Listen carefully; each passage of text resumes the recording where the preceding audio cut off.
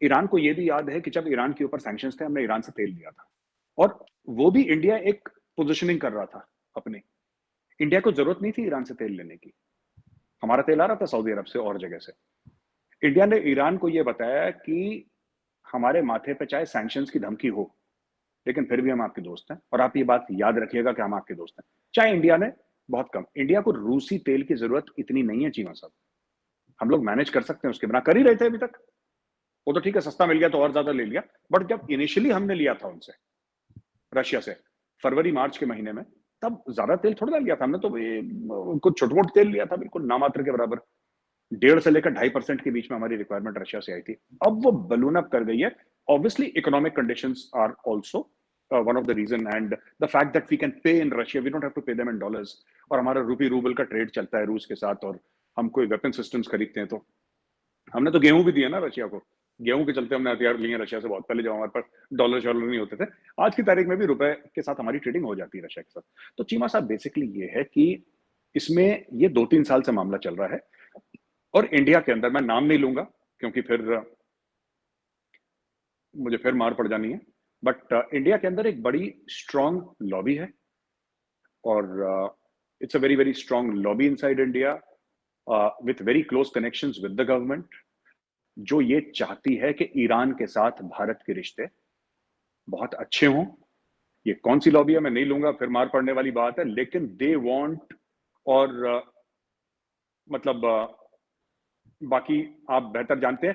मैंने मैंने मैंने ड्राइंग रूम में मैंने खुमैनी साहब की फोटोग्राफ देखी है। मैं बाकी नहीं बोलूंगा, लेकिन they are very very influential. इतना पैसा है चीमा साहब कि आप और मैं, हमारी 7 पुश्तें निकल जाए, हम पैसा नहीं गिन पाएंगे, इतना पैसा है उनके पास, and they are ready to invest, they are ready to invest big money, and they want access to Afghanistan, they want access to Central Asia, and they want this access via Iran. इनका Iran आना जाना है, इनका Iran की जो embassy है नई दिल्ली में, वहां पे हर महीने आना जाना है। उन लोगों का बॉम्बे आना जाना है, बैंगलोर आना जाना है, दिल्ली में तो रहते ही हैं वो लोग। So all this is their part of a bigger strategic dialogue with Iran. और ये ऐसा नहीं कि अभी वो आए हैं, जो फॉरेन मिनिस्टर आए हैं फिर मोदी जी से मिले, नहीं, यही उनके नेशनल सिक्योरिटी एडवाइजर, यही वाले नेशनल सिक्योरिटी एडवाइजर ईरान के उनके साथ मिल चुके हैं, हमारा डेलीगेशन ईरान जा चुका है। ये सब हर 1-2 महीने में हाई लेवल इंटरेक्शन ईरान के साथ चल रहा है। और जब से तालिबान ने टेक ओवर करा है अफगानिस्तान, राइट, तालिबान 15 अगस्त पिछले साल को पहुंच गई थी तालिबान काबुल के अंदर, तब से इस चीज ने जोर पकड़ लिया है। तो हर महीने 1.5 महीने में आप ये खबर सुनेंगे कि इंडिया से ये चला गया, वहां से ये आ गया। ये हर 1-1.5-2 महीने में चल रही है। अभी तक करीब 10-11 मीटिंग्स हो चुकी हैं चीमा साहब, 10 मीटिंग्स हो चुकी हैं लगभग, बड़ी छोटी ट्रेड डेलीगेशन की, इसकी उसकी, ये सब ना, ये ईरान के साथ बहुत ज्यादा हो रहा है इंडिया का।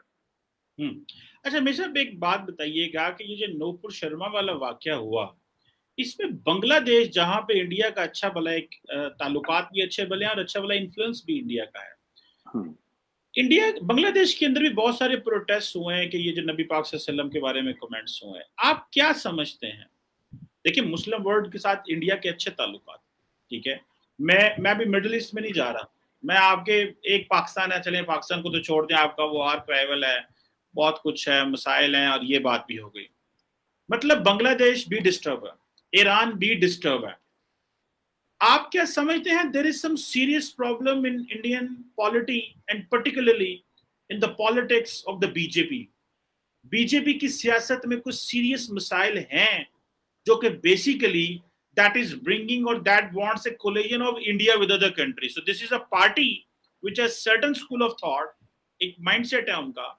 अब जैसे कि मैं देख रहा था कि बहुत सारे लोग उस माइंडसेट को सपोर्ट भी कर रहे हैं, वन वे और दी अदर, कोई एक्सक्यूज दे रहे हैं, कोई कुछ कर रहे हैं, किसी ना किसी एंगल से कह रहे हैं जी कि ये ठीक जी, अगर नहीं हुआ तो कह रहे हैं कि जी रिटर्न में बहुत कुछ हो रहा है।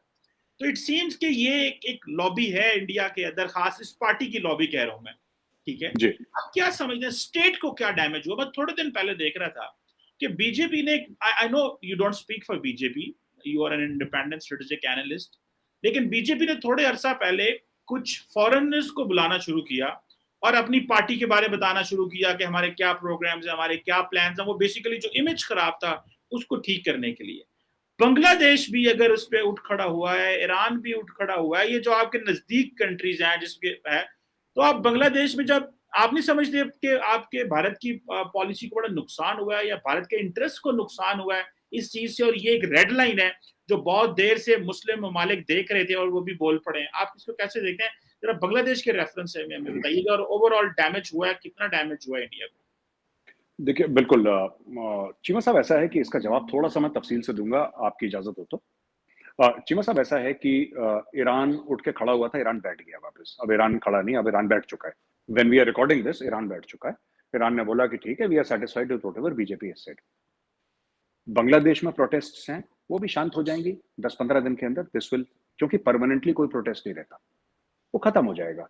एंड व्हाटएवर लिटिल डैमेज अगर कुछ हुआ है रिलेशंस में, वो रिपेयर हो जाएगा।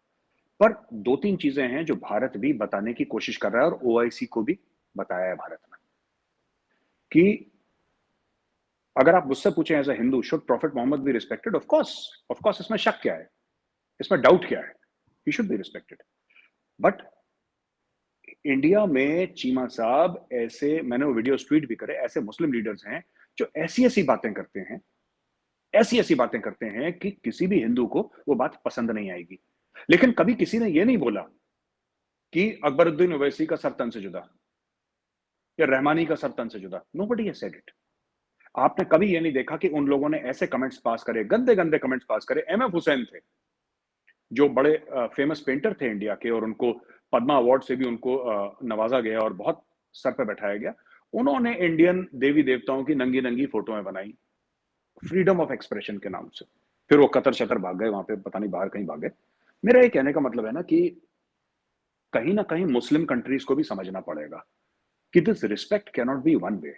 हम आपकी इज्जत करें, आप हमारी इज्जत करें, तब जाके बात बनेगी। ऐसा नहीं हो सकता कि जो मुस्लिम प्रीचर्स हैं या मुस्लिम क्लर्जी है, मैं मुसलमानों को भारत के नहीं बोल रहा, I am not talking about the common Muslim, I am talking about the leaders, right? अब आपको पता है हरिद्वार में जो स्पीच हुई थी जिसमें बोला था कि मुसलमान को मारो, आपको you are aware of that, जो हरिद्वार में हुई थी, राइट?